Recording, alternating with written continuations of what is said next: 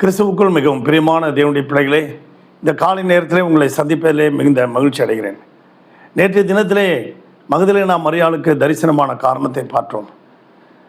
அவள் இயேசுவை பார்க்க வேண்டும் என்று தான் ஆசையாக இருந்தாள். அதனால் இன்றைக்கு இயேசு எப்படி அவளுக்கு தன்னை வெளிப்படுத்தினார், தன்னை காண்பித்தார் என்பதை குறித்து பார்ப்போம். சங்கீதம் 121:1 சொல்லுகிறது, எனக்கு ஒத்தாசை வரும் பர்வதங்களுக்கு நேராக என் கண்களை ஏறெடுக்கிறேன், வானத்தையும் பூமி உண்டாக்கின கர்த்தரிடத்திலிருந்து எனக்கு ஒத்தாசை வரும் என்று தாவீது சொல்கிறான். அப்படியாக மகதலேனா மரியாளும் மற்ற சகோதரிகளும் அவர்கள் அதிகாலை இருட்டோடே எழுந்திருச்சே கல்லறைக்கு போனார்கள். நம்பர் 1, வேதம் சொல்லுகிறது, அதிகாலையில் என்னை தேடுகிறவன் என்னை கண்டடைவான். காலை நேரம் இஸ்ரவேல் டைம் படி 3 மணி, விடியற்காலம் 3 மணி பெண்கள் கல்லறைக்கு போவதற்கே பயப்படுவார்கள். ஆனாலும் அதிகாலை இருட்டோடே எழுந்திருச்சு போனார்கள். நம்பர் 1. நம்பர் 2, அந்த கல்லறையில் ஒரு கல் அடைக்கப்பட்டிருந்தது.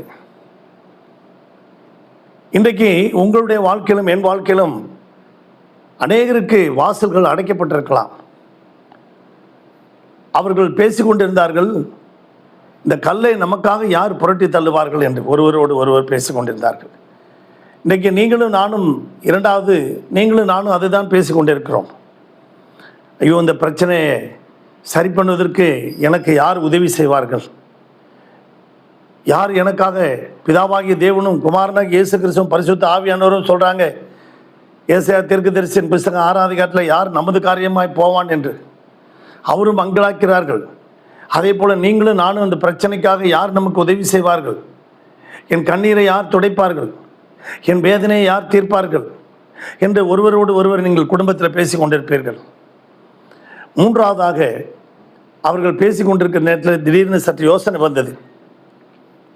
அவர்கள் சற்று தங்களுடைய கண்களை ஏறிட்டு பார்த்தார்கள், வானத்தை அண்ணாந்து பார்த்தார்கள். இதுவரைக்கும் கல்லையே பார்த்து கொண்டிருந்தவர்கள், இதுவரைக்கும் பிரச்சனையே பார்த்து கொண்டிருந்தவர்கள், நீங்களும் நானும் இதுவரைக்கும் பிரச்சனையே பார்த்துக்கிட்டு இருக்கோம். அது பார்க்குறத விட்டுட்டு அந்த வானத்தை பூமி உண்டாக்கின சர்வ வல்லவரை பாருங்க. தன் கண்களை ஏறெடுத்து பார்த்தார்கள். 3ஆவதாக கண்களை ஏறெடுத்து பார்த்தார்கள். ஆம், பிரியமான தேவனுடைய பிள்ளைகளே, 4ஆவதாக உங்களுக்கு ரிசல்ட் வருது. மத்திய 28ஆம் அதிகாரத்தில் 1-4 வசனம் வரைக்கும் பாருங்க. திடீரென்று வானத்திலிருந்து ஒரு தேவதூதன் இறங்கி வந்து அந்த கல்லை புரட்டி போட்டு அந்த கல் மேல் அமர்ந்திருந்தான். அவன் சொன்னான், இயேசு இங்கே இல்லை, உயிரோடு எழுந்திரிச்சிட்டாருமா. அவள் ஓடி போய் அந்த இயேசுவை பார்க்கறதுக்காக போகிறான். யோவான் எழுதின சுவிசேஷத்தில் நீங்கள் 21ஆம் அதிகாரத்தில் பார்த்தீங்கன்னா இயேசு அவளுக்கு தரிசனமாகிறார். இந்த காலை வேளையிலே இந்த சத்தத்தை கேட்டுக்கொண்டிருக்க உங்கள் வாழ்க்கையிலும் என் வாழ்க்கையிலும் பிரச்சனையை பார்த்துட்டு இருக்காதீங்க. உங்கள் கண்களை ஏறெடுத்து பாருங்கள், உதவிவரும் கண்மலையை நோக்கி பாருங்கள், ஒத்தாசை அனுப்பும் பர்வதத்தை நோக்கி பாருங்கள். இன்றைக்கு உங்கள் பிரச்சனைகள் எல்லாம் அந்த தேவதூதன் புரட்டி போட்டது போல உங்கள் பிரச்சனைகளை அவர் புரட்டி போடுவார். உங்களுக்கு வாசல் திறக்கப்படும், அடைக்கப்பட்ட கல் திறக்கப்பட்டது போல இன்றைக்கு உங்களுக்கு கதவுகளை தேவன் திறக்கிறார். உன் பிரச்சனைகளை அவர் புரட்டி போடுகிறார். இயேசுவை நீங்கள் பார்ப்பீர்கள், இயேசுடைய பிரசன்னத்தை பார்ப்பீர்கள், அவருடைய மகிமையை பார்ப்பீர்கள். உங்கள் வாழ்க்கையில் இன்றைக்கு தேவன் அற்புதம் செய்கிறார். விசுவாசிக்கிறீங்களா? பரலோக பிதாவை இந்த சத்தத்தை கேட்டுக்கொண்டிருக்கேன் ஒவ்வொரு பிள்ளைகளையும் ஆசீர்வதிக்கும்படியாக ஜெபிக்கிறோம். ஒவ்வொரு குடும்பத்தையும் ஆசீர்வதிக்கும்படியாக ஜெபிக்கிறோம். அவர்கள் தேவைகளை சந்திக்கும்படியாக ஜெபிக்கிறோம். ஒவ்வொருவரும் யார் எனக்கு உதவி செய்வார்கள் என்று சொல்லிக்கொண்டே இருக்கிறார்கள். மகதலேனா மரியாளுக்கு அற்புதத்தை செய்த தேவன் இவர்களுக்கு அற்புதத்தை செய்து நம்முடைய மகிமையை வெளிப்படுத்தும். ஆசீர்வதி.